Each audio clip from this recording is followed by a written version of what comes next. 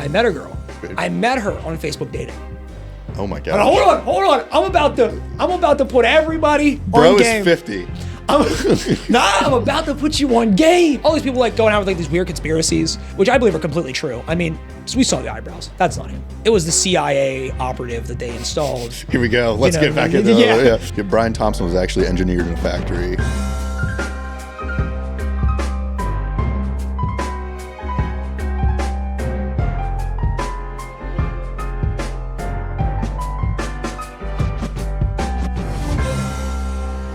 Hello, everybody. Welcome to another episode of Beyond the Set. Today's guest is a very good friend of mine, Devin Saylor.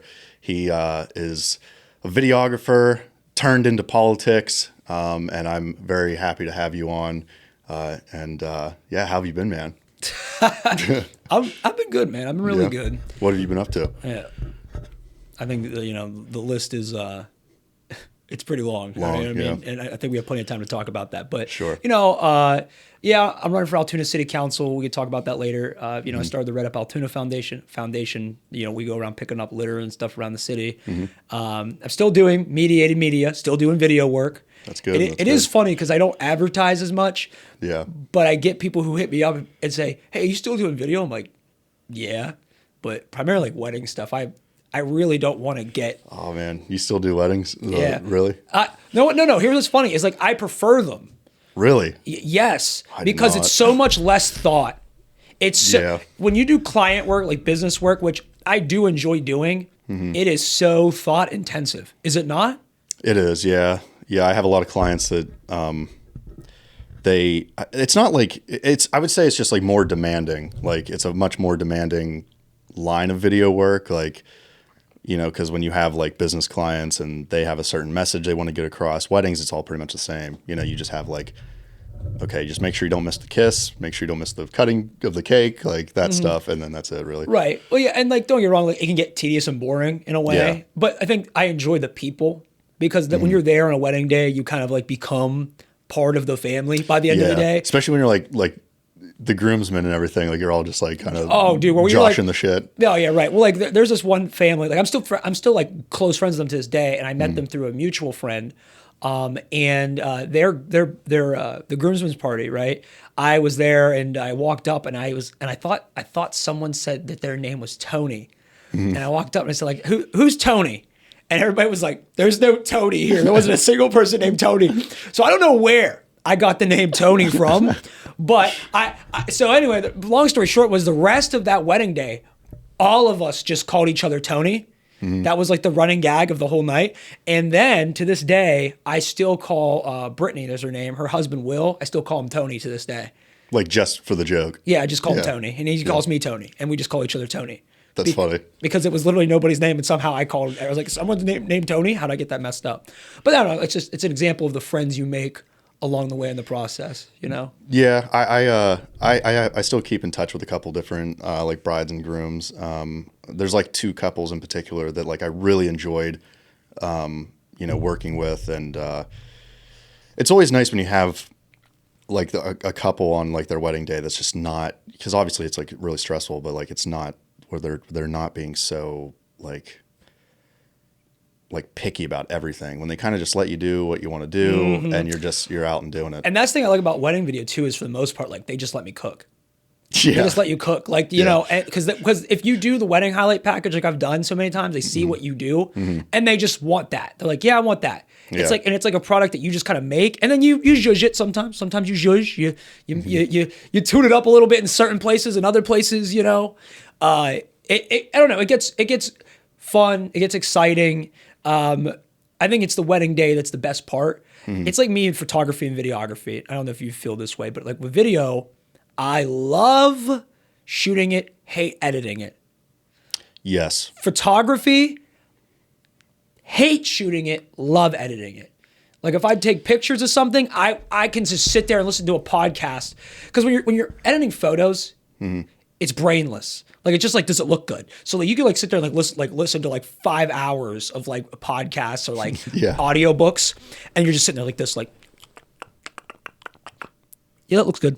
Next photo. See, with photos, I think I suck at taking photos. Like I think I'm horrible at it, and so I try to stay away from taking photos for people as much as possible. And like, there's always this like misunderstanding that like, because I do video, people automatically think I'm really good at taking photos. And it's just like, they're totally two different things. And, yeah, so I'll take, you know, I always warn them. I'm like, listen, I'll do it for a lot less than like a normal photographer just because I just don't think I'm as good as a normal photographer. So like, but you are getting what you're paying for. Like, I just don't think I'm that good. And editing photos, like I don't know too much about, like I'm not the best at editing them. Right. Like, Let me tell you something. yeah. Okay. Can you edit, can you do a good picture on Instagram, like with the filter and everything? And can you make a picture like look decent on Instagram sliders? Yeah. That's pretty much what editing photos is. But there's an extra layer of like removing stuff and getting creative with that. I think the problem with me with video production and media in general, and like, you know, why I'm kind of slowly transitioning away is because it's not really who I am as much anymore. The thing I always loved about media production and video is that, which by the way, it's the same thing like what you're doing now. Like you're a light. I'm a light. You're a light. Like a light. No, I'm just kidding. But like, no, like you are, like you, me, videographers, photographers, like we're a light to people. We cast a light on them and help them shine. Like when you do videography, that's like the thing that I always enjoyed about it is that you're helping other people shine and be seen and feel like they're, it's a big reason why on a lot of times now, like with my video stuff for like event-based stuff, I donate my time. Oh, really? I just donate it. Yeah. I mean, the back end you get, I think is more so like, you know, I guess it's like the reward of doing it. I just did a Night to Shine, which was an event for essentially people with mental disabilities. Oh, okay. Yeah, I did that event, and it's a prom. It's basically a prom for people with like you know, mental disabilities. Sure. And it was so fun, and it's so great. Like they're all like smiling, so excited to go out and dance, and like they're like the happiest people. Oh like I know a couple people. Well, like I don't. Okay, so up in State College, there's this obviously like the Raising Cane's is up there, and there's this kid who works there. He has Down syndrome, and like he's the happiest. He's just the happiest. He's just happy to be there. Like, and like all these other like workers are just like they just don't want to be. You can just tell like they just don't want to be there. Right. And you know, I think that's so interesting. Like they're just always so much happier than like everybody else. Yeah, I'm just trying to get like them, man. I'm trying to be happy. I'm trying to be happy. Yeah, you know? it's like they have no worries in the world. I'm sitting here like worried about like stupid shit. Yeah, it's right. Like you know what I mean? Like is the yellow gel right? Yeah, you know what it's like or do we look like we have jaundice or what? Yeah, right. I was gonna say like, how much jaundice do we have? How much liver on a scale of 1 to cirrhosis of the liver completely? Like how bad? How bad do we look in this shot? Like, yeah, I'm like so worried about they'd probably just like, oh, let's just hit record. Like, who cares? Yeah, right. True. Honestly, yeah. But I mean, I guess that's that's where we're at. You know. Yeah. But anyway, but like I said with the video stuff, it's just the fulfillment comes out of casting a light on people. Yeah. And obviously, it doesn't always pay the bills, but when you get a chance to do something like that, you know, I mean, it's priceless to put a light on somebody, especially like that event or other things that I've done in recent history. Yeah, I noticed with like that, like the corporate video stuff, like it's not, to me at least, it just doesn't seem as like rewarding for me, at least. Like I do it and it just kind of like happens. I never get any like fulfillment or satisfaction. Yeah, like fulfillment, like I do in like film or something. So like, right. Well, you know, your best corporate clients are the ones that allow you to kind of, because you met my one client from Centennial Financial Group, Ethan, and I do like the Big Eat the Finance Geek videos, and I still do this to this day. Yeah. And the one thing I always enjoy about our client relationship is that Ethan lets me cook. Like he says, and the thing is, he's somebody who was already on board with the vision, and we kind of came up with it together. And because of that, it's just so much synergy. Like when we show up, it's just like point and shoot.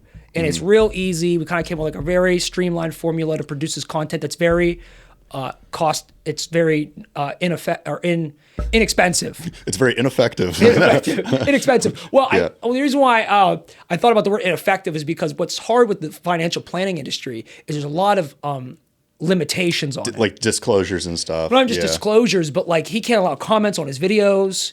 And which kills like a lot of his engagement. Like if he could have comments and advertise in different ways than he's been restricted to.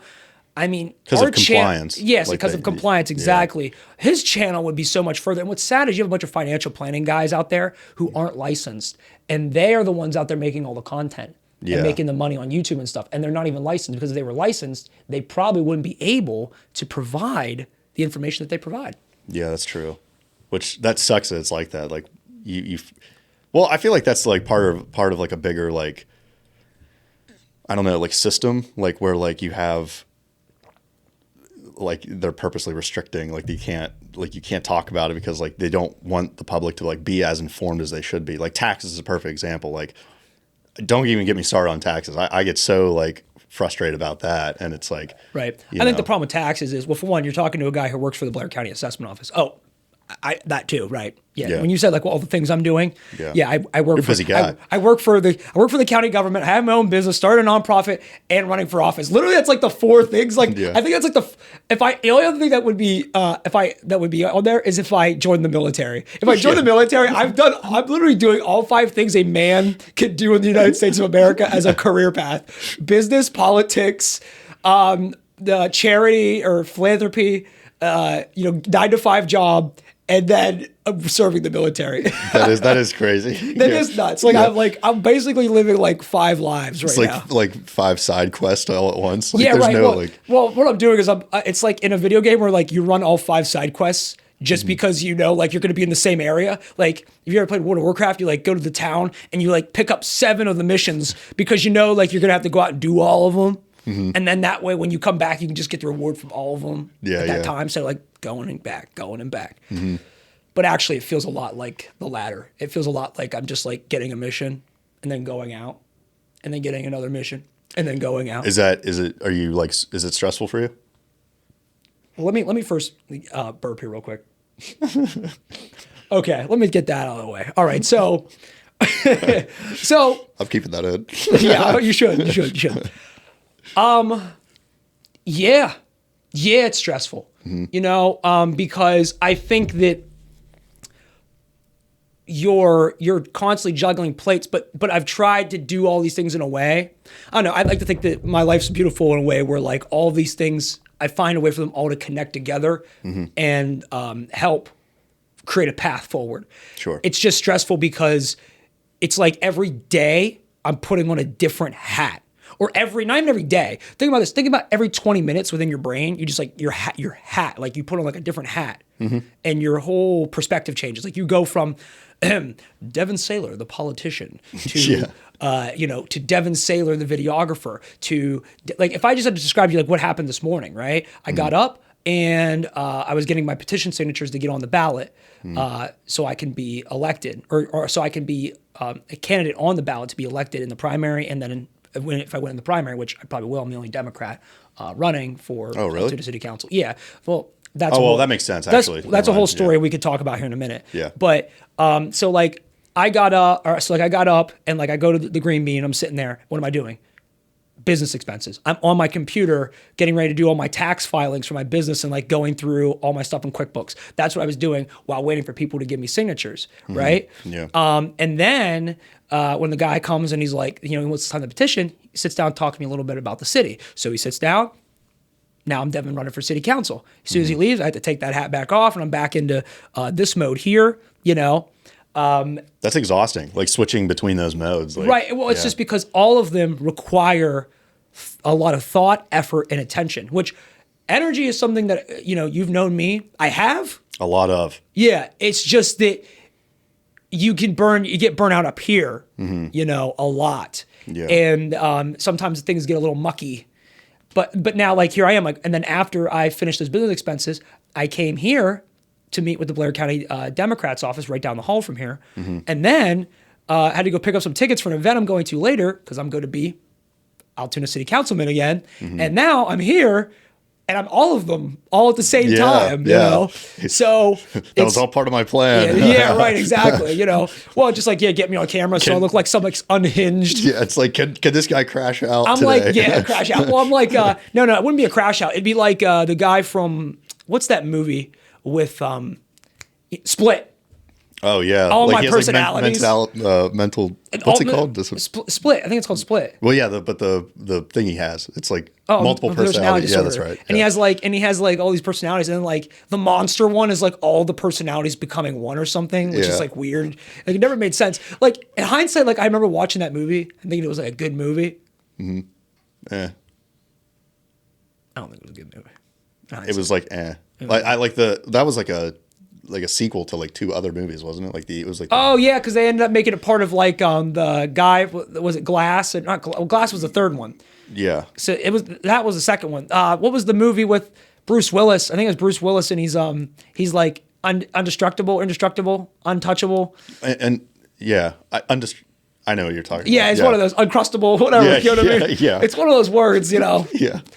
I'm not a big M. Night Shyamalan fan, but you know, that's a whole nother. Well, the problem is M. Night Shyamalan made like 2 bangers with a plot twist, and like everybody was like, "Dang, M. Night Shyamalan cooking." Yeah. And then he's like, "Let me make that movie 6 more times." Yeah, right. But then even more. What's the word for? I don't know. Not even just uninspired. You know, just like. Although I will say, Old was good. I did like Old. I've never watched it. That was the one where like everybody's like on the beach, and they go to this beach, and it's basically like a time chamber, and like everybody starts aging really fast. Oh no, I've never. Yeah. I have a hard time watching movies that are like very sci-fi and like not real. Yeah. Well, I won't say it was good. I will say that it was entertaining, and it was like you have to go into watching that. Like, it was interesting. It was that's the difference, because like a good movie, you kind of almost like a good movie has like good beats, and you kind of know how it's supposed to go, and it goes well, and they do it well. But this wasn't one movie where like I would say was particularly good. It was like interesting. Like the whole time you watched it, like you were like, okay. Huh. And sometimes you're like, what the? Because literally they had a guy, there was a rapper. We're getting us so off track. Hey, let it go. Put the train back on the rails.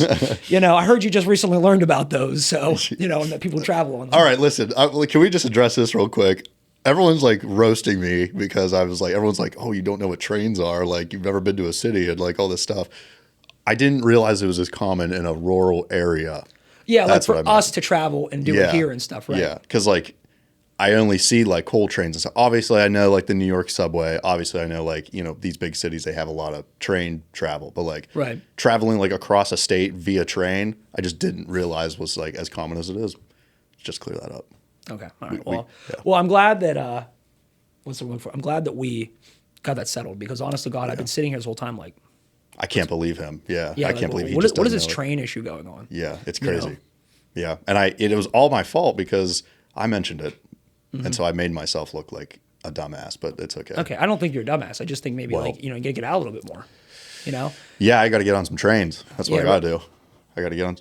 Not those type of trains. Okay. All right. Just checking. Just a passenger train. Right. Okay. To be clear. I know. Just heat checking, man. I just, you know. Sure. No, I understand. Right. Yeah. But it's been a while since I've seen you. I don't know what you're up to. Yeah. I mean, hey man, like a lot has changed since then, but that's one thing that hasn't. I have to get on like a passenger train. That's the train. Okay. All right. Noted. But yeah. So wait a minute. What have you been up to since the last time I seen you? Well, I started a podcast. I don't know if you knew about that, but I started one of those. And then, yeah, so that's actually what we're here for. That is a microphone. Testing. 1 2 1 2. But I started a podcast, and made a couple, I think since the last time I saw you, I've probably shot like maybe 2 movies since then. And, you know, working with Michael on a couple different things. And, we're about to shoot a movie here at the end of March. So yeah, he explained a little bit about that project. Yeah, well, I'm proud of you, man. I'm proud of you. Well, no, because remember, like people need to hear the story because, like, sure, absolutely, because like, okay, because for one, how I met Jeremy, I didn't even meet him. I met you because Michael, you sent a script to Michael, yeah, and then Michael sent that script to me, and he was like, Devin, read this script, tell me what you think, and then I critiqued the script, sent it to Michael to send to you, yeah, and then. Which I didn't even know, like, you were the person who touched it. Yeah, right. And it was a bad script. It was really bad. Yeah, right. And I think it was like about like this concept of which it wasn't. Don't get me wrong. It wasn't like a great script, obviously. Yeah, but the concept wasn't bad. Yeah, but the concept wasn't bad. And I think that if you tweaked that, the script would have been better, because then all the characters would have had motivation, all their lines would have had some direction, and so on. So like, honestly, it had a lot of potential, you know, and I saw your potential even then as a filmmaker and a videographer and stuff. And it's just funny because like, I remember like it was like a year, 2 years ago, I was sitting on the couch, you're at my house, and I told like, I'm telling you something, I'm passing the torch off to you, buddy. I was like, because I tell you right now, you're gonna be a far better filmmaker than I will ever be. I remember that. In like several months, and I was right. I appreciate that. That I means was a lot. right, man. Hey, you know, well, what can I say? I mean, my whole thing is what I tell you. I mean, the gift of being a videographer is that you put a light on people. Yeah. You know, for that period of time, like I mean, obviously, when I heard the news that like you were gonna kind of like shift away from like the whole filmmaking, you were like, we had that conversation that like, you know, you're not. It doesn't. I think you said something along the lines like it just doesn't fulfill you as much as like you wanted it to be. Like in a way, like that like. I was like upset about that. Like I was like, oh man, like why is Devin like? I don't want him to like. I know you were like going through like a burnout, and like I was like, oh, I don't want him to like walk away from it, like. You know, because like that was like something that you were really interested in, but like, I mean, obviously you're doing good now. Like you found interest in other things, and that's fine. Right. Like people are like, well, that. It's now through the through politics, through local government, through just all these different channels and avenues. Yeah. It's the gift of like that I enjoy, the fulfillment I get in putting light on people. Yeah, it's in a different way. Yeah. You're helping people get answers to questions and problems, and their concerns. And I think it comes from I'm a part of a group where I'm learning. I'm constantly like taking all this knowledge and researching. I mean, some of my days are just me sitting down and reading like a piece of state legislation.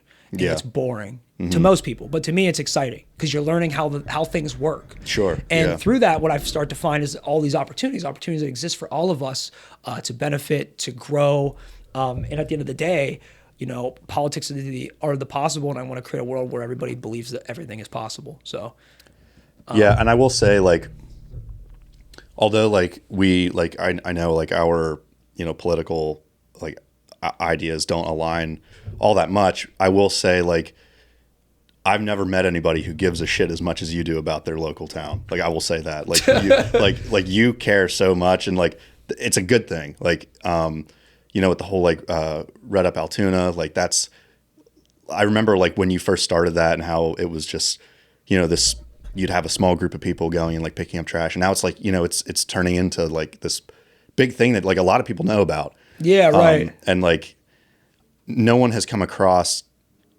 Altoona and like was like, I'm gonna really care about this town because, a lot of people, you ask anybody in Altoona, they're going to say like, oh yeah, this city's so shitty. Like most people are going to say that. Right. Like, oh, it's a decrepit place or whatever they Everybody's say. on drugs. Like, I mean, there's a lot of things. Everybody's on drugs. The people are corrupt. Like the same people run everything, blah, blah, blah. And the thing is, you can, it's just because of a personal philosophy I have really, where it's like, if everybody just sits around, Jeremy, and says, this sucks and it sucks being here. And if they spent half as much energy as they did saying something sucks as trying to make something better. Exactly. Yeah. Think about how much better a place would be. And I'll be honest with you, Altoona's heading in a good direction. I agree. Yeah. It's heading in a good direction. And one of my questions I was gonna have for you is like, where do you live at right now? I'm in Altoona. You live in Altoona? Not in Altoona, but like I have an Altoona address. Oh, so you live in Logan Township? No, I live in Tyrone Township, actually. Oh, really? Oh, okay. It's in a weird spot. Like, it's super weird. Oh, okay. So I know exactly where you are. You're probably like in that what is it, that little river? Or Sinking Valley. Sinking Valley, yeah, okay. Like, basically you go up Kettle Road? Yep. Okay. I'm just back in there. Okay. But, like, it's like, yeah, it's weird. Right. Okay, but my question is to you is, like, what would it take for you to move to the city of Altoona? What would you want to see in the city of Altoona?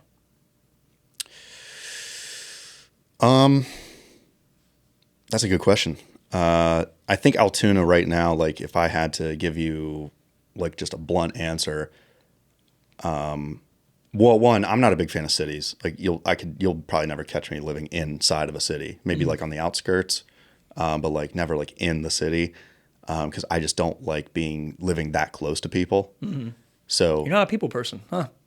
I am, but like, No, I'm just messing with you. yeah. So I like my like if I'm living somewhere, I like my privacy. You know, where like a lot of houses in Right. Altoona. The phrase is you like to piss off your back porch. Is that what you're saying? yeah. Like you like whip it out and be like, psst. That's right. Yeah, if I'm okay. like, it's like a Sunday morning, I could just walk out on my porch naked, just like start pissing. Right, exactly. Not on the porch, Wave but, at like, the off grizzly the porch. bear. I mean, I get it. Yeah. I get it. Like that's, and then with like a cup of, not coffee because I hate coffee, but like maybe like hot chocolate. Hot chocolate. Okay. Yeah. And then just piss. I don't know. Like that was like, listen, that whole everything you're describing felt like an Axe body spray commercial. Yeah. Until that last part. Like then you said hot cocoa, and I was like, wait a minute. Yeah, it can't be coffee. Maybe, Yeah. and it can't be a beer. I'm not like I hate Yeah. beer. Well, if you did a beer, then it would just be a Busch Light commercial. You know what I Yeah. mean? Like actually that'd be a Bud Light commercial. Let's be real. That's Bud Yeah, Light for through sure. and through. For through real, and for through.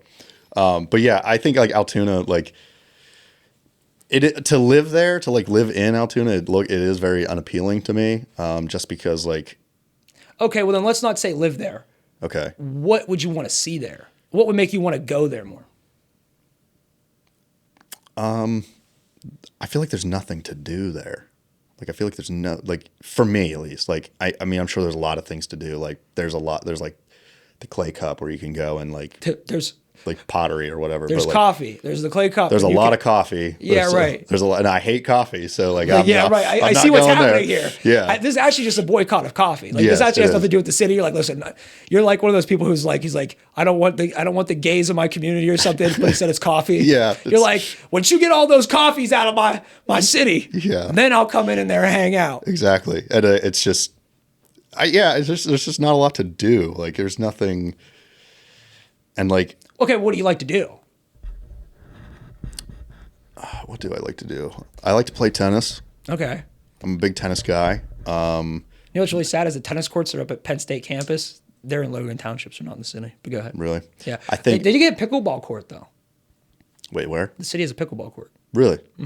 I'll take you out Garfield Park. They just put that stuff in. Really? See, what I'm saying is like there's things that are happening. The city's doing. We're going to talk about it, but you need to finish your answer because I'm going to go on my tirade. Okay. Yeah. I mean, what do I like to do? Like, there's got to be. I like cars. I like tennis. Like, there's not anything that has to do with that. There's just. I don't know. I'm. That's a hard question for me because like, Right. ask me what I like to do. Like, You're I don't what know do you what like to do? You're like stuff. Yeah, right. I'm like, I like Dang. to. There's nothing. Just There's some old person right now watching this going like exactly because he's Yeah. like young people don't even know what they want. Yeah, You know? I'm like, I could sit here and be like, I know exactly what I want in life. I know what I like to do. Like, I like to make movies. I like to play tennis. I like to like dick around with cars and watch cars and like that stuff. But like, Altoona doesn't like provide any of that. Pause. Like, okay, go ahead. Actually, stop. We're not pausing. Okay. Okay. The mindset that I'm talking about. Okay, you're saying like these things aren't here. Why aren't you somebody making those things there? There are things here for that stuff. Right. The people who are involved in them, I don't like. There is like a car community here, but like they're all people like in their 20s, but like it's nothing like it's always the same people. There's nothing. They're like they do have that thing at Altoona Curve every year, like that car show. Like that's cool, but like it's once a year. Well, like, okay, 'cause the example of like Red Up Altoona, the whole point of the foundation that we started was it's not about picking up trash. That's what we do, but it's about inspiring friends, family, and neighbors to be the change you want to see in their community Yeah. through public space improvement projects. The whole point of the Red Up Altoona Foundation, and even a lot of like what I'm trying to do, like for the like in the city, in my life, everywhere, is that you inspire people to be what they want to see in the world. You know, people constantly, like I said, like they'll say, well, the city doesn't have a tennis court, you know, and I'd be like, okay, I'm like, well, lobby for it. Start talking to people about it. Figure Yeah. out where you could put it. Then pitch it to your city. Pitch it to them. Say, hey, we could use a tennis court here. Why don't we have this here? Right? Like there's ways of getting things done. Sure. And in addition to like your car shows, you know, scenario too, like, you know, if you create a strong enough scene and a pool and stuff, and then you can start pulling other guys from other places to bring their cars and everything else, Yeah. you know, you can create something truly special. Because what I found through doing stuff with like Red Up or just all the various things I'm involved in the community, like you get this like reach of people that support. Like I think what's so surprising that I've had on this journey, like right now, like I'm running for office, is just how many.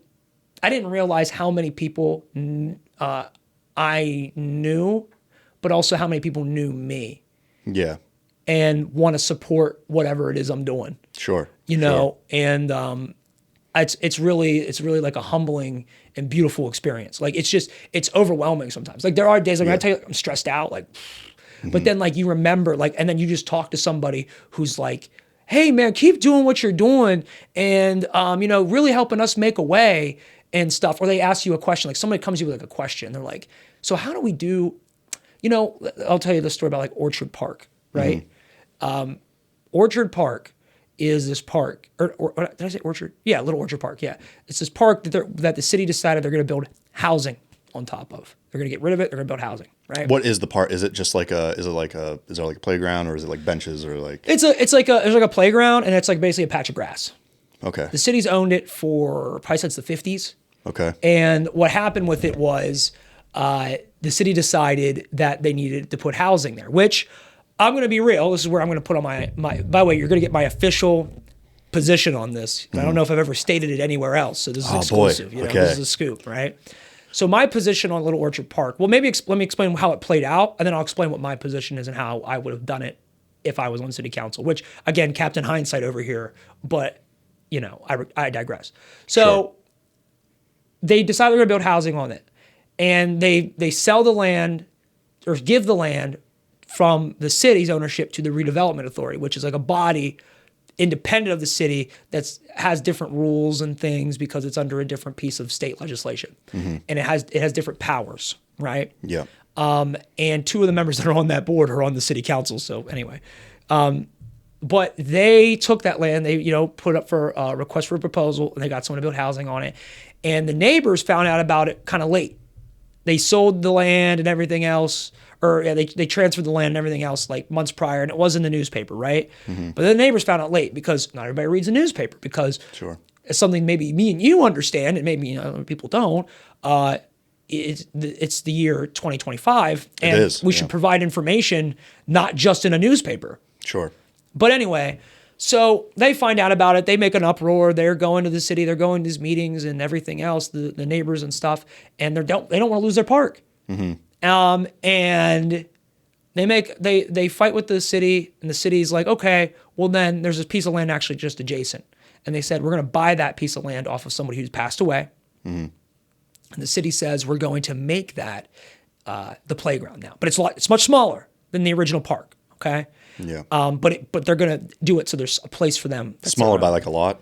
The new park is probably 1/3. The lot they bought is like 1/3 the size of the previous place. Okay, that's a lot, yeah. Yeah, it's significant. Decent amount. Yeah. Now anyway, so the city council meeting we just had goes by, and again, all the neighbors are there, and they're upset and they're angry, even though the city is buying the piece of land to still give them a park, right?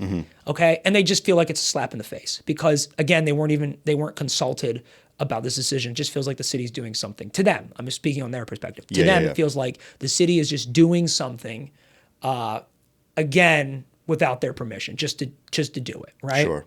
Just because they're trying to make them feel better about taking the park. So now the city, some people in the city council are upset because they're like, nothing's good enough for these people. Yeah. Because now we took their thing and now we're trying to put another park in there. Now it's not good enough for anybody. And these people just want it to be left the way it was. Exactly. Yeah. But we need to build housing. Okay. Yeah. So is this like low income housing? Like no, it's not. It's going to be like their housing. There's going to be housing units that they're going to rent out for pretty well. I mean, because here's the thing: the city needs both affordable and or desirable housing. Yes. Yeah. Okay. All the housing stock is from 1900s. It was built by the railroad. There's a couple of generations of houses that were built post then and in little spurts, but for the most part, it's all like built. It all exists from when the railroad industry was there. And once the railroad industry cut down and they started laying off people, and they were like, "Well, the railroads are built, and we want to make all the money we can off of them. Yeah, we don't need you anymore. We're not traveling by train anymore. Right. Yeah. We're not traveling by train anymore. Yeah. Right. Exactly. Like we're not doing this anymore. Like the automobile's around. So yeah. So, with that being said, right, Jeremy, you need the difference with Altoona versus other municipalities. You got to understand, right? When I say municipalities, I'm talking about small governing bodies within a county. Sure. Right. It is landlocked, And what I mean by that is like the lines, the municipal lines that make up the city, there's nowhere else to build. Like if you go to Logan Township or like where you live out in Sinking Valley, there's land everywhere to build housing. Yeah. Everywhere. Throw a rock and you'll hit you could hit a place that like it's just trees and grass and it's dirt. You can't do that in the city. There's no room. Yeah. So now the city is in a tough spot where they have to actually start, because here's the other side of this coin, developers. And this is where I disagree. The government shouldn't always subsidize and hand out and do things to help private. Like if developers want to take on the risk, because that's the system we live in, right? They get the risk, they get the reward. Okay. Yeah. Then we shouldn't be constantly giving them, these incentives or whatever. So like basically what you're saying is like, if let's just say I'm a developer, I buy the property from the city. No, you're not even really. You are buying it, but at a very reduced cost if you would have bought it from like an actual person selling. And like any land. money I'm going to make off of it isn't going to be from the city. It's going to be from whatever I do with that land. Yeah. That's what you're saying. Yeah. But like right now, how it's going is like the city is going to developers, paying them and saying, make this stuff. Right. Well, the thing is with the city, like the city property that like this park, right? It's closer to utilities. It's flatter. It's a long strip. So, he could build multiple units in one time and like reduce construction costs to go to several different sites. Like for him, it just makes the most sense, bang for his buck, because developers, they want to get a return on investment, ROI. Yeah. Everybody does, right? No one wants to lose money. Sure. But, housing is in such high demand, and that's a whole other thing, which is a problem that we could spend a whole other podcast just talking about that in and of itself. Yeah. How how housing exists as a market today perpetuates the fact that because housing keeps going up because of its scarcity. And that's what like all the older people that like, how we joke about our generation will never own a house. Yeah. It's because the older generation, the less housing there is and the more valuable housing becomes, the people who bought in and bought a house when it was like,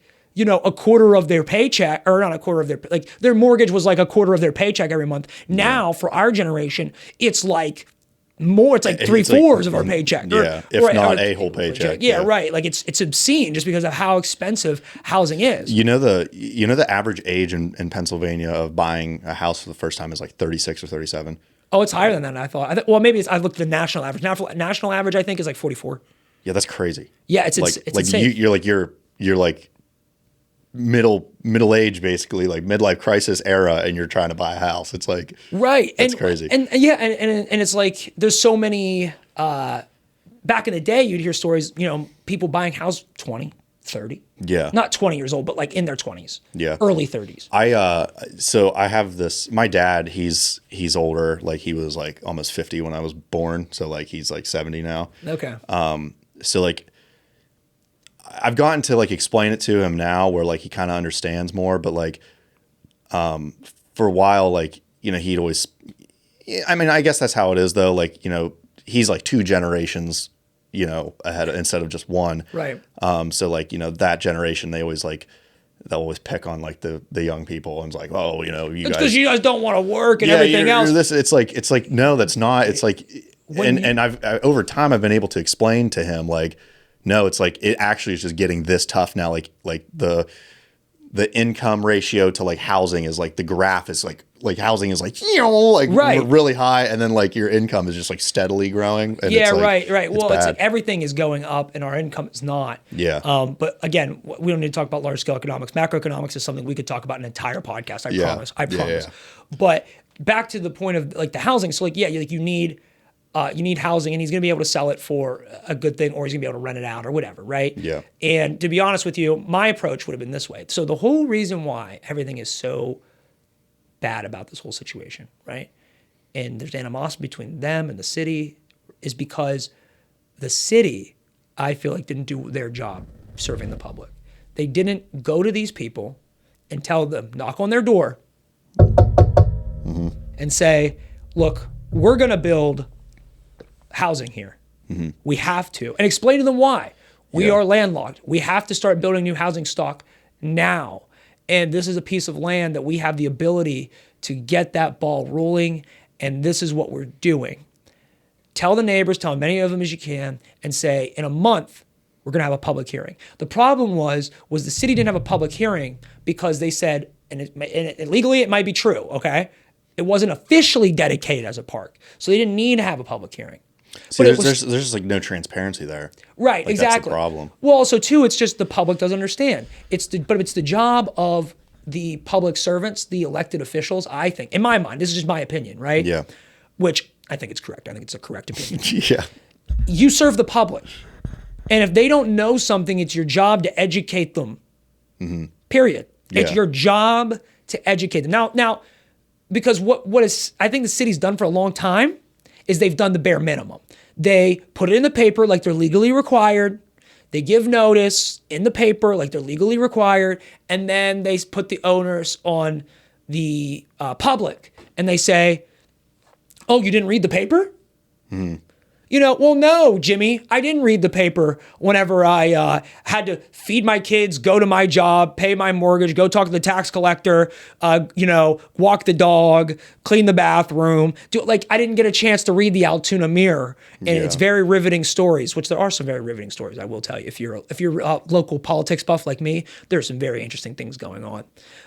But that being said, like I said, where is the face-to-face communication? I'm in the new I'm in the new cell phone generation, Sure. but I'm very big, as we are doing now, of having face-to-face conversations and talking to people and helping them understand. Because when I started talking to the neighbors in that area, you know what they all told me? The problem they didn't want to lose the park. That is a problem. Sure, absolutely. But the bigger thing was why they were upset with the city was because they felt like they had no say. Yeah. They had no say. They felt like they weren't even involved in the conversation. They weren't consulted. They weren't even informed. They weren't even informed. And later, when I spoke to city council people, right after the meeting, like just one-on-one, they said to me, "Well, Devin, we didn't want to tell them because we didn't want to stir a nest because we put in for an RFP. We didn't know if we were going to get a proposal or not for what we wanted. We didn't know, which is true. But I said to them, well, you still should have told them, like, hey, we're planning. If we receive a proposal when we put out this RFP bid, we are going to take it and we are going to build housing." That's what they should have done. Yeah. They didn't. And that now, every dang city council meeting, pretty much for the past 4 months, the neighbors of that neighborhood, rightfully so, were in there complaining, upset, angry, and frustrated. And then when the city finally was like, okay, we're going to build another park over here, right? It didn't feel like they were a part of that conversation either. It just felt like them making another decision in their neighborhood without talking to them. And they're like, oh, I guess they're going to buy land in our neighborhood now and turn it into a park and dedicate it as a park. As opposed to, I think if you had talked to them prior and then that solution was something that you guys came up with together, they would have felt like we did something here today. Yeah. They would have came away feeling like they did something. And although it wasn't the most favorable outcome, they were a part of it. I think that for me, when I'm running for city council, a big reason is I have a personal thing when it comes to making sure people feel like they are included in the process. Yeah, not just heard, but included. Yeah. There's a big difference between heard and included, because I can listen to people all day and never include them in anything. Okay, yeah, that's a good point. Yeah. People can talk to you all day. So is that what you want to run on? Well, that's part of it. I mean, here's my platform, right? Sure. My platform is my official position is yes, they definitely should build the housing there because we need it. Okay. And I think that it ended up being the way that I think it should have gone. It just had they done the initial good faith work on behalf of the public to start. Yeah. It wouldn't have turned out the way that it did. Sure. And I think that, if you want to have good trust in your public officials and a good government at any level, you need to have trust within your constituents. You have to build that.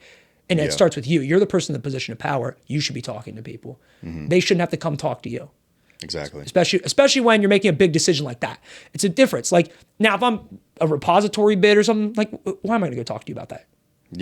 Something small, we're approving a sidewalk around or something. I'm going to tell everybody? Yeah. I mean, I can. I definitely think there should be ways to stream content and stuff and get it out there. I mean, that is part of my platform. Part of my platform is transparency and public outreach. A big part of it is that I think the city should be proactive, not reactive, proactive in how it engages with the public. Okay, we are in the year 2025. There is no reason why city council meetings should not be streamed on Facebook and Instagram. Okay, I've like, this is how bad I think it is. Is like, I've never seen outreach from Altoona, like the city of Altoona, like at all. Like, have you seen outreach from any governmental body in Blair County? No. No. And to be honest with you, part of it's by design. Unless it's a police department. Yeah, right. Well, hey, we just busted a guy with like 10 pounds of fentanyl. It's like, well, they're getting donuts or something free. You know what I mean? Yeah. Like, that's what I've been seeing a lot of Altoona Police Department. But the thing is, though, Altoona Police Department, I mean, they're the police department, and there's a level of PR they need because they need the public's trust in order to do their job.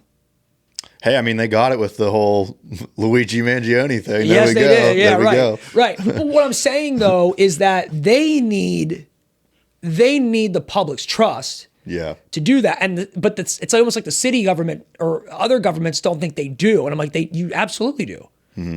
You should have it. It's not that you necessarily need to. I think it's a virtue. Yeah, it's a virtue thing, and I think that it makes for better government. The second thing I'm for is better public spaces. Obviously, I'm biased because I'm picking up trash off the street, but the reason why we have so much litter in certain areas is because there's no trash receptacles. Oh, okay. There's no trash cans. Yeah, that's. Yeah, now that you say that, that's true. There's no trash cans. So people just throw it on the street. And I always say you got to give people the opportunity to do the right thing. Mm-hmm. I mean, which is putting a trash can. Jeremy, how, like, if I say I put you in a city somewhere and I tell you and say you're homeless, and then you go to Sheetz and you buy like a whole dinner thing or whatever, and you go walk to the bench, a couple blocks away or something. Mm-hmm. How long are you carrying that? A couple blocks. Couple blocks. Okay. Well, that's good. It's good to know. To the bench, yeah. To the bench, yeah. To the bench.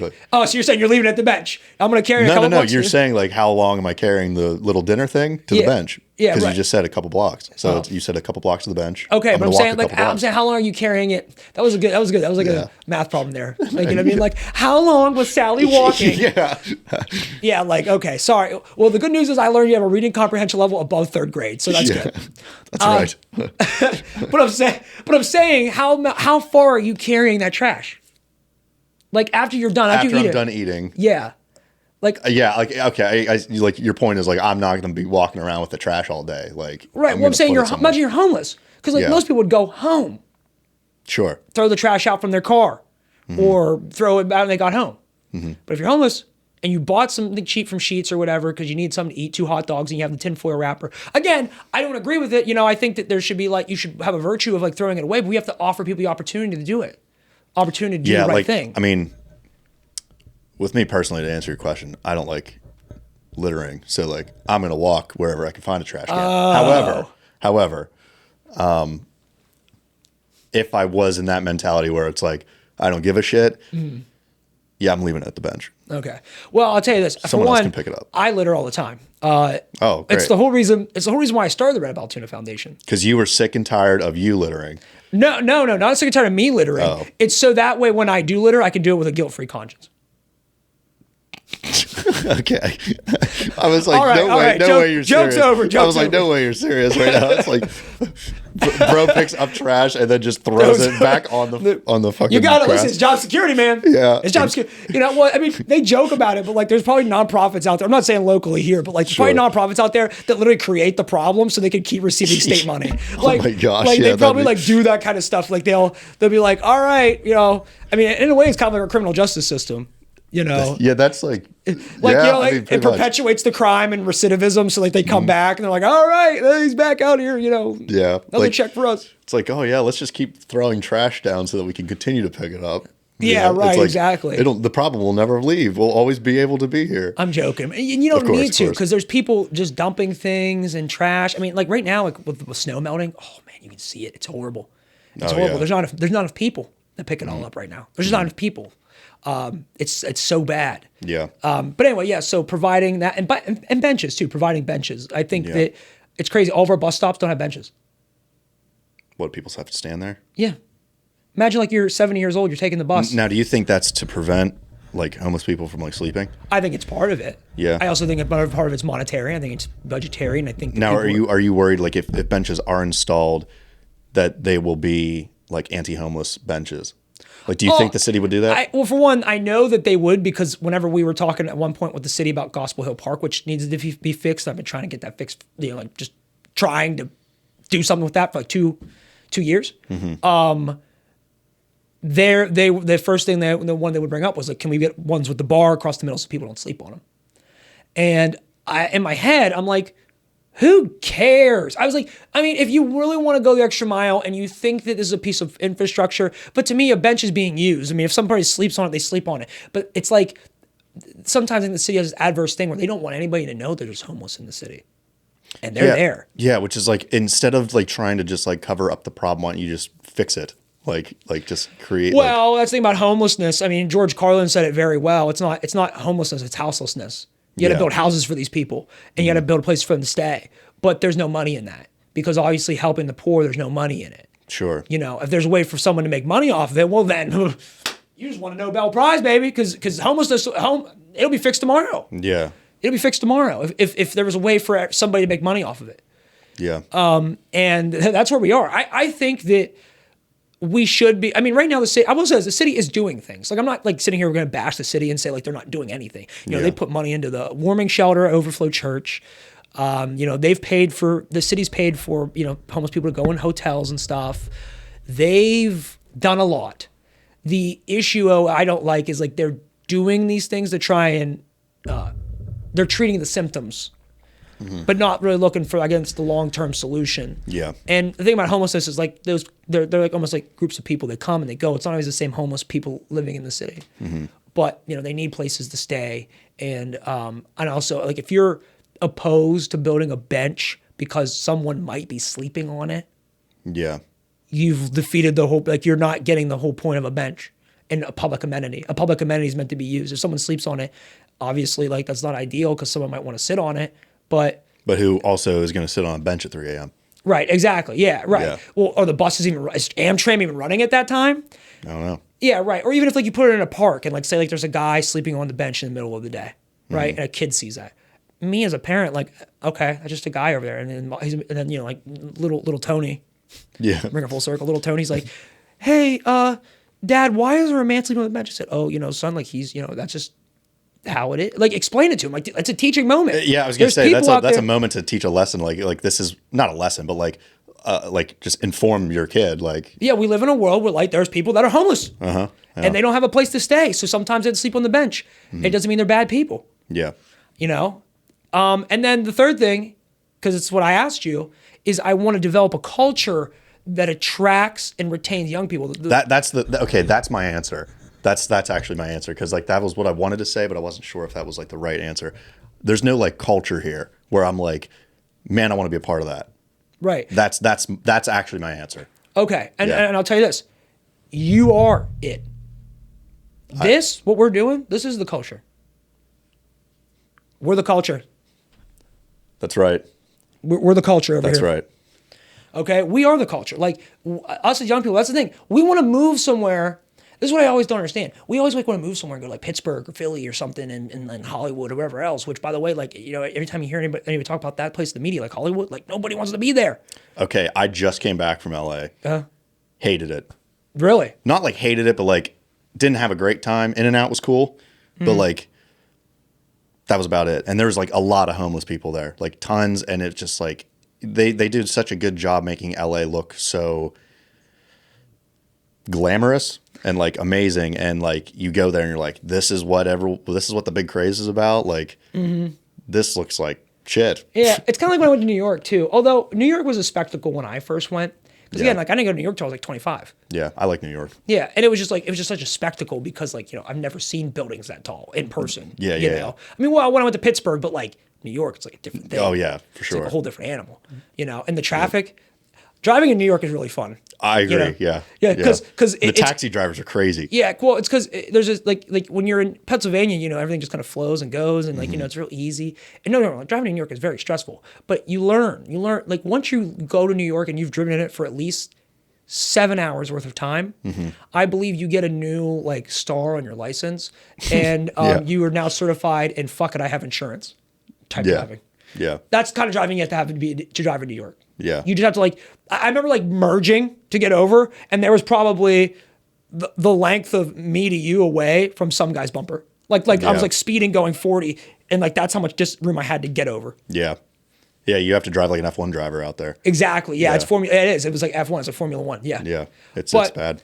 But yeah, but you say like, when I say we're the culture, you know, the responsibility falls on us to develop the culture Sure. as young people, as you know, and Like, I want to see more of this. I want to see more of film here. I want to see more of like, well, no, and this is why I applaud you and what Michael's doing and everything else, because this idea, that, like this is you know, like doing a podcast and a show where you bring people in that are interesting in the area and talk to them. yeah,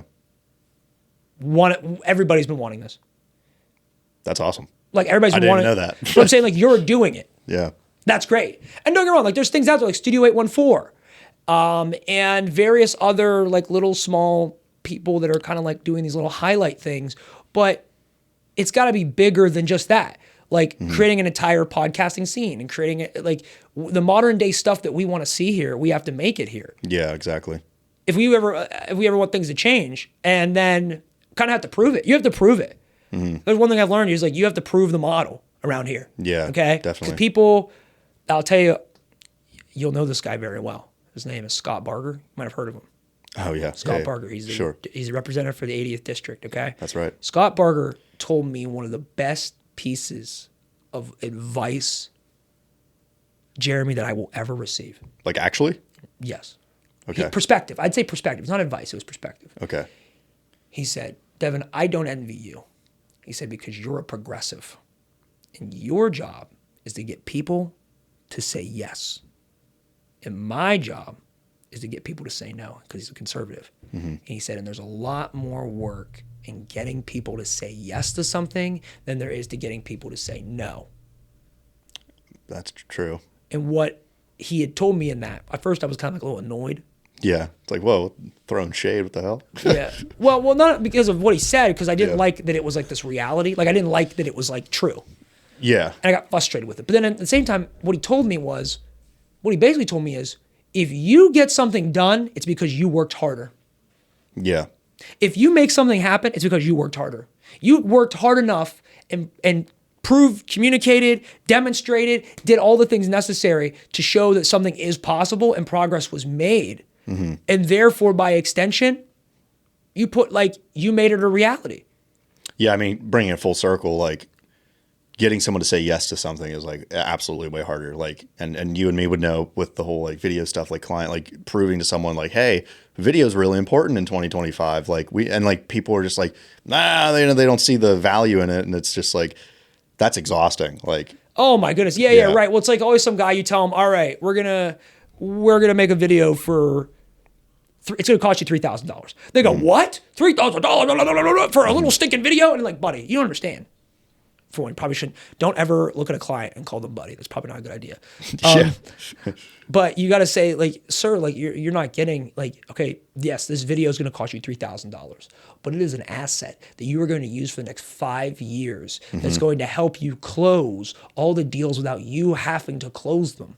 Yeah. It'll literally do the work for you. Right. Like, Yeah. you know, one of the video ideas I sell at times is automation, which is like a video that informs your client on the process and how it's done. So that way, instead of that email that you have to have Clarissa type out every time, you simply like send them one email that's probably copy and pasted with all the links to the videos and all the stuff in there. And you say, bam, here it is. Or they go to your website and they educate themselves. That's the best. When the client educates themselves on the process and how it works and everything else, so they feel empowered to pick up the phone and give you a call. Yeah. That's a mug. Hello? Yeah. Remember like the cup phone things, like the styrofoam cups or the string? Yeah. You like talk into them? Which I don't think it ever worked, but I don't think it did either. Same thing with like putting up against a wall. I yeah. don't know if that works. I don't know either. I don't think so. No, it's a scam. It's a scam, right? Yeah. But that's how they sold cups. Yeah, exactly. That's how that's how they sold cups originally. Yeah, that's like the solo cup. They're like, oh Yeah, you could put this on walls and like hear people talk. Yeah. Like had This is nothing to actually a do. listening device. Yeah, right. Like had nothing to do with holding liquid whatsoever. Yeah. And then they like it was kind of like Viagra. You know, Yeah. it was supposed to be like heart medication, and they found out it gave you a boner. Yeah. And that's the same thing with cups. Like the cups were invented purely because they were trying to be able to like hear people in the other room. And then they were like, wait a minute, you know what else you could do with this? You could wait. I could put stuff in this You thing. could put liquid in here Yeah. and sip out of it. It's crazy. I don't have to drink out of my hands anymore. 'Cause I mean, think about it. Like, look at this handle. Do you think this handle was meant for like holding and drinking out of? This handle is clearly. Are you getting this? Look at this. That's what this was invented for. Exactly. People need to educate themselves on things like that. Wake up, sheeple. Yeah. Sheeple. Wake up, sheeple. They're doing it right in front of your face, man. Yeah, right. We just turned this whole podcast into a conspiracy podcast. Like, Honestly, cups were actually made to like listen to like government all we need officials. now is like protein powder. All we need is like AG1 brain powder formula. Yeah. You know, like, all right, guys, this is fossil bone marrow, T-Rex, caveman, Ooga Bunga, Yeah. you know, 3000 XZ1. That sounds like a play to John Gruden's playbook. Anyway, no, but I'm just saying, but it could be a conspiracy podcast. What I'm saying is like we really could next time. Next time, Oh you yeah, have me for on. sure. Yeah, I could. Instead of talking bring up seriously about stuff, how about next time we have this podcast, we just talk completely unseriously. I'm completely fine with that. And then like we'll like clip it, and then people will be like, "These guys are insane!" Like it just goes viral, and it's like they just think we're like these nut jobs, and like bring up like why are they saying mugs are actually listening devices? Like Yeah, right. People are like looking at their like mugs. You know and what? shit. No, worst part, we get like 7 to 8 people who comment, and they're like, actually, like they comment on the reel, the short you put out for it, and they're like, I believe it. Yeah, Like they're like unironically like I knew it. yeah. If you think about it, actually, like, and then they'll bring up some crazy thing from like the '60s. No, not even the 60s. It'll like they'll go back to like Mesopotamian times, and then actually it'll be ancient aliens. Ancient aliens gave us the cup Yeah. as a listening device, but then we use it as a cup, which is stupid. Yeah, it's like use that's it not to what drink. it's used for, man. Like, Yeah, come on. get on with the times. Yeah, for real. Yeah, Oh my gosh. whatever. Sheeple. Yeah. So, what else are you working other than like running for city council? Like, what else you've been up to other than that? I know you had like the 4 or 5 things, but No, we can end it on a lighter note. Maybe it's like I went to Puerto Rico. oh, when?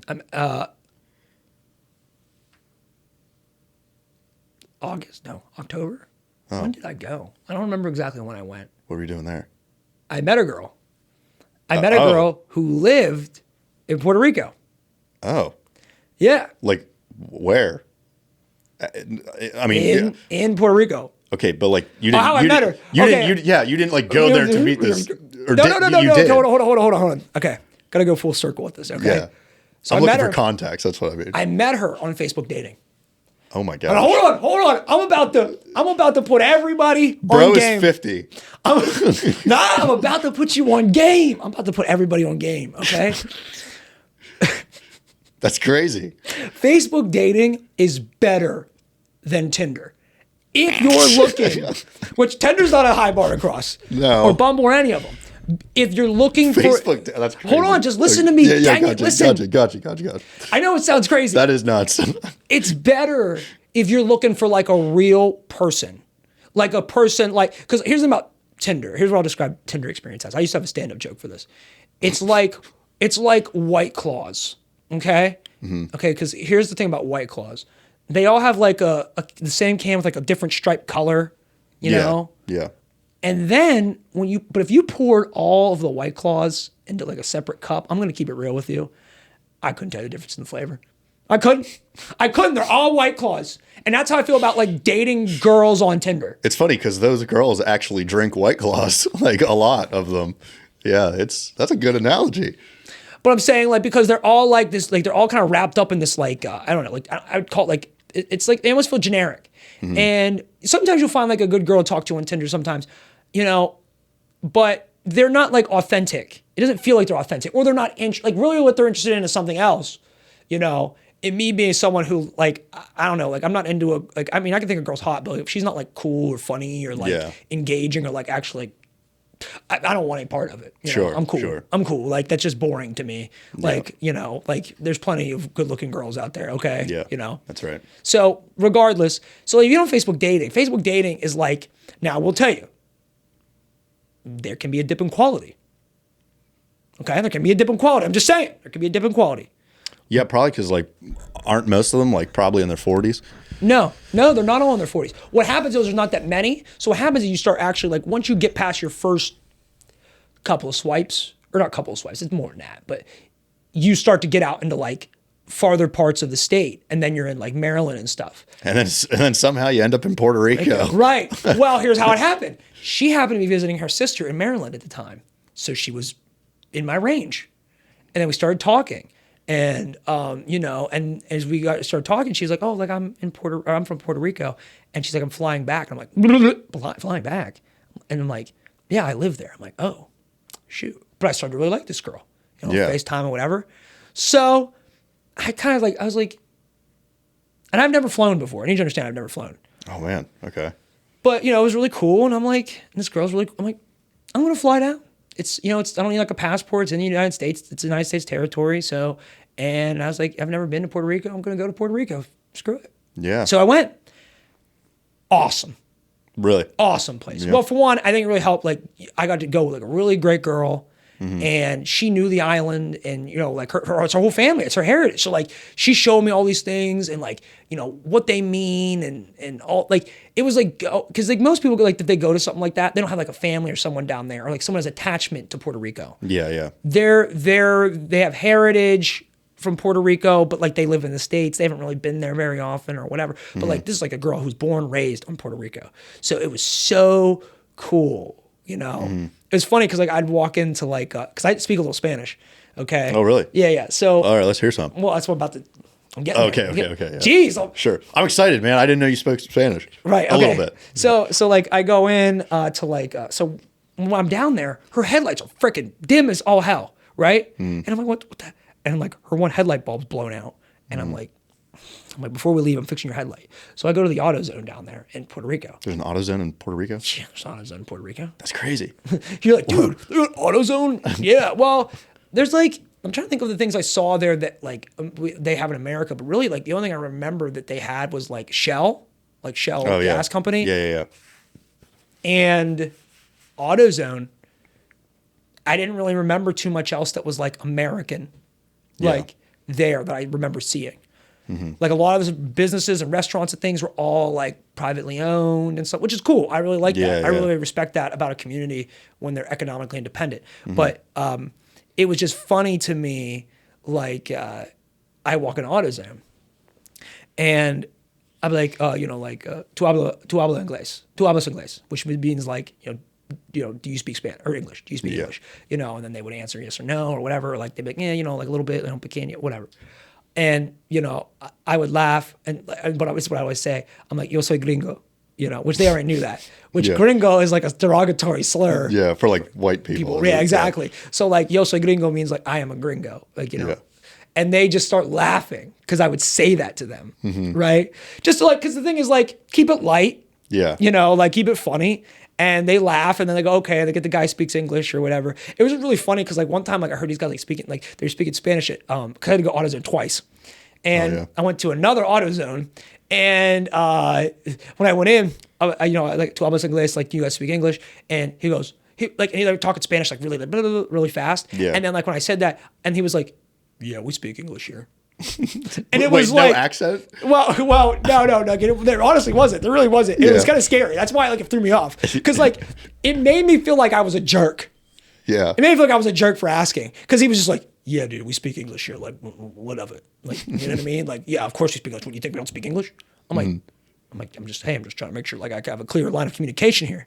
Sure. I don't want because I feel like it's ignorant. Here's how I feel. I feel like it's ignorant to walk up to people and like because you don't speak the language or speak it enough that you just like put stuff down and buy it and then don't say anything. Yeah. And that was one thing Charliris, my ex, like she appreciated about me was like because I made an effort to like talk Spanish to people even though I sucked at it. Yeah. Like I'll be honest, like I don't speak good Spanish. Yeah. I don't speak Spanish at all. Yeah, right. Because like I would always say like what would I say? Like mi español muy mal, which means my Spanish is very bad. Oh, okay. Yeah, mine was so bad I didn't even know what that meant. Right. Yeah. Okay. But anyway, it was fun. It was a great time, great experience. I changed a lot of my perspective on a lot of things too because, driving in Puerto Rico. Bad. Not good. They don't know what they don't have signs. What? They don't have signs. What It's a free for all. You can just drive out an intersection if you want. There's no like stop signs Nope. or No stop signs. red lights or They're somewhere, some places. so people just there's got You just listen. I remember like I accidents. was waiting. I was in a turning lane. Okay, like parked. Like I had my right turn signal on, waiting to like go out. I must have waited too long. The guy behind me drove out around me and just turned. Cause like there I am like thinking like I should wait for the oncoming traffic. He just drove. Hell yeah, I'm gonna move to Puerto Rico. That's my kind of driving right there. Oh man, I tell you what. Well, for one, traffic's bad though too because like their infrastructure is really not great. Yeah, I can imagine. Infrastructure not great. Power infrastructure is not great. We were there with the threat of the power going out all the time. Wow. Yeah, and that's a pretty, and the school system too, because she has a son, and he like even though because like this is what people talk about privatizing schools here in the United States. We don't want to do that because you start privatizing schools, you get what's happening in Puerto Rico, which is the private schools are so many of them and the resources spread so thin that no school does a good job at all. And now you have like people that are being underpaid to teach all this stuff because it's about profit as opposed to education. Sure. So now the kids just aren't getting the best education. It works now here in America because like private education is like you're paying basically extra for a teacher to have more attention to your student than the public system, I guess.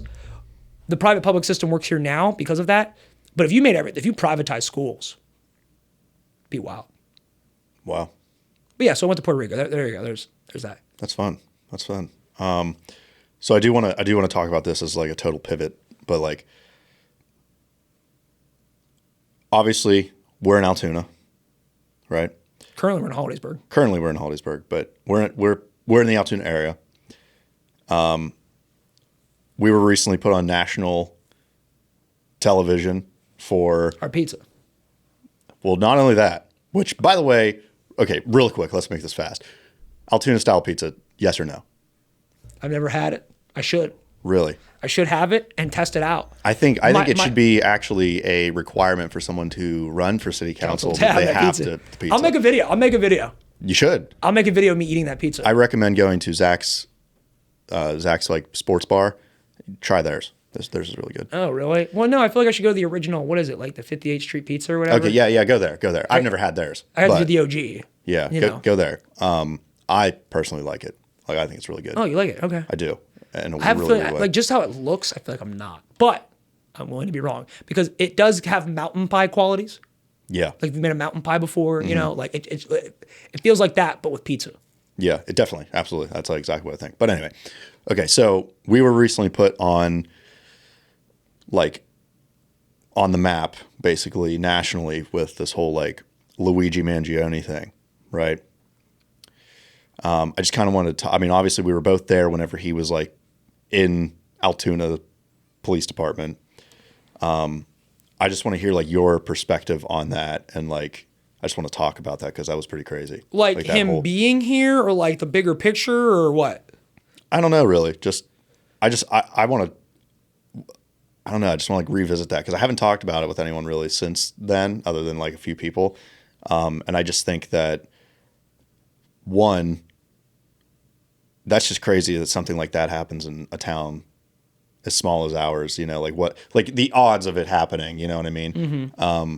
And like now, I feel like Altoona was put on the map for like the wrong reason because a lot of people were actually really mad that like Altoona Police Department like got him.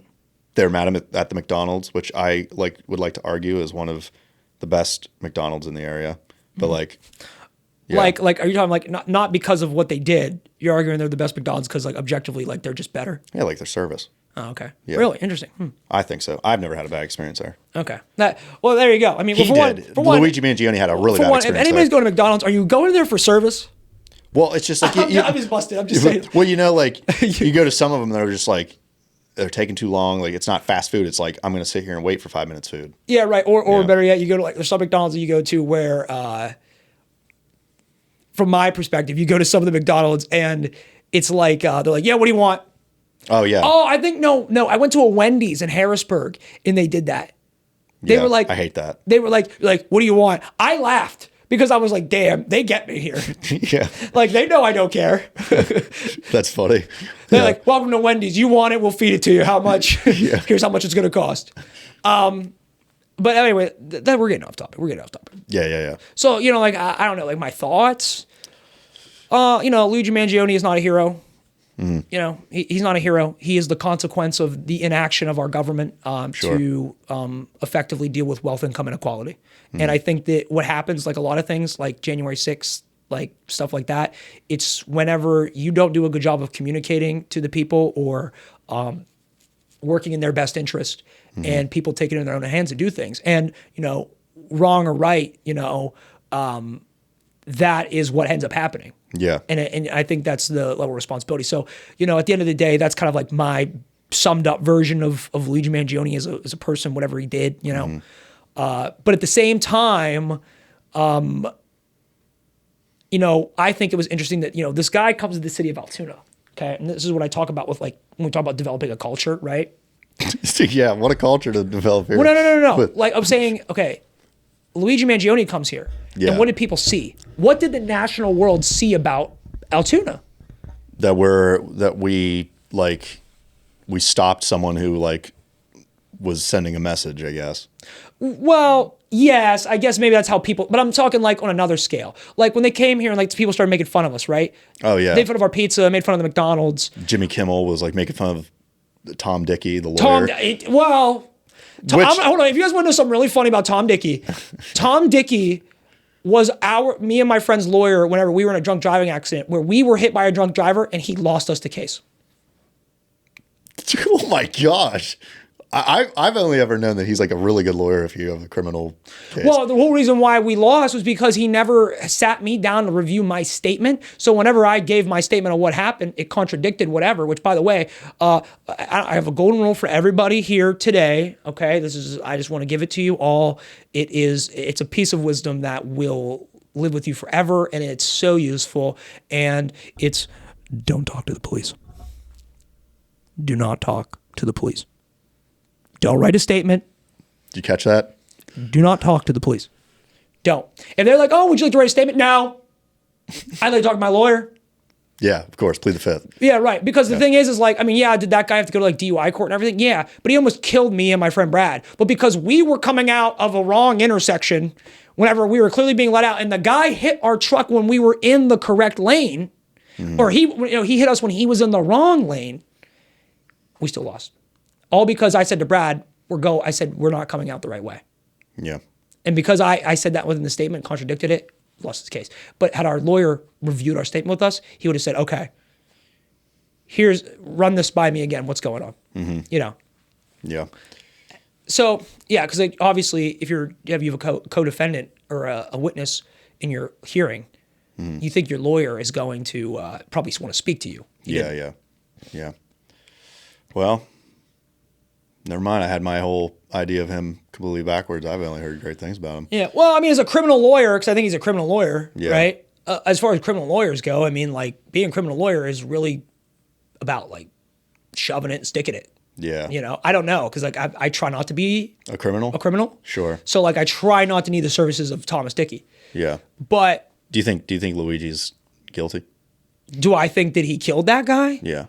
Allegedly killed that guy? Yeah. I can't say that because I don't want to bias a jury. Interesting. Okay. So what answer would you imply from that? What do you mean? Exactly. So yeah. So but at the end of the day, didn't he? Didn't he? All these people going out with these weird conspiracies. Which I believe are completely true. So we saw the eyebrows. That's not him. It was the CIA operative that they installed. Here we go. Let's get back into it. Yeah. I'm glad you picked up that I was headed again. Yeah. It was actually the government who did it. Yeah, right. The government did it because they wanted to start all of this instability, and it's actually all part of their grand plan that's being perpetuated by Bill Gates. Yeah, Brian Thompson was actually engineered in a factory. Yeah, right. That was actually a clone of Brian Gates. Or Brian Thompson. Brian Gates. Yeah, well, Brian Thompson, Brian Gates, same name. Might as well. They're the same person. Yeah. Might as well have been. Well, I think I'm excited to see like where it goes. It was kind of cool having him like here, like knowing that like Oh, like just like yeah, like having every news network in America, yeah, that like was just like like outside of your courthouse. For that was one, you know, cool. I work there, Yeah. so like every day, like I'd get up and just like walk by like people from like CNN and CBS, just like talking, blah blah blah blah blah blah blah blah blah blah blah. Yeah. You know, so it was interesting. It was interesting to have that here. And you know what? Here's what I'm gonna maybe impart to you. I mean, this might be a good way to end today's episode, right? Sure. Is that, you know, people go like, oh, it's crazy against all odds for that to happen here. Mm-hmm. It's not. It's not crazy. I mean, it's not a good thing you want to happen in Altoona. Sure. If there's one thing about this message that I've kind of put on this podcast today is that nothing's crazy. You know, I mean, the Wright brothers invented flight in North Carolina on like the beach. Mm-hmm. Do you know what I'm saying? Like, okay, like everything has to happen somewhere. Yeah. And everybody's capable of doing great things wherever they are. Mm-hmm. And now, obviously, Luigi Mangione is not a great thing, but mm-hmm. it was probably one of the greatest manhunts for a time, most infamous ones that we've had in a very long time. Mm-hmm. And it happened, and the guy found the guy right here in our backyard. You know, I mean, think about it, like a quarter of a mile away from, or maybe half a mile away from my house. You know, like. The United States' most wanted man at the time. Yeah, exactly. Was here. Mm-hmm. And not only that, like you, me, and a bunch of people were like feet away from him. Yeah. You know what I mean? Yeah. Like that's a whole other aspect to it. But at the end of the day, you know, that is the world. Like I always say, the world gets smaller the bigger part you play in it. Mm-hmm. And I think also like we're not that far from New York. That's why I always joke with people about Altoona, like how much potential it really has, because like it's a 2-hour drive from Pittsburgh. It's like a 3-hour drive to Philly. It's like a 5-6 hour drive to New York City. Baltimore's only like 2.5 hours away. Like there's all these major cities and places all within driving distance of Altoona, and you still get the nice, easygoing feel living here. Yeah. And DC, even DC. Yeah. It's all like pretty decent driving distance. Right. Yeah, we're like a crossroads to everything. Exactly, yeah. Yeah. So, I mean, final question. What is your message to everybody watching here? Like, final message, whatever you want to say. My final message. The floor is yours. I mean, this is, okay. I mean, if I was, you know, giving a speech, which I might be inclined to give. Sure. This doesn't bend? Oh, okay. It does, yeah. Okay. In case you haven't been listening for the past, hour and a half? I don't know, hour. You know, be the change you want to see in your community, in the world, and believe in yourself. Believe that you can change things. Believe that you're capable of great things, and just start. The thing is I feel like so many people, they want to seek perfection. You think that you're not perfect. You're never going to be able to do it because you haven't done it. Let me talk about politics, like just to even like put a band-aid on this, right? Like this whole journey for me, it's 5 years in the making. I remember the first day that I went and, you know, the whole reason why I decided to run for office or even pursue politics is because I just had a conversation with my friend Deja, who's my barber. She's telling me about Roe v. Wade and all those things. And I said this line that like everybody says, young people say, where they're like, we just gotta wait for the old generation of politicians to die off and the better ones will come. But the truth is the politicians that are coming in now, they're worse because they're bought.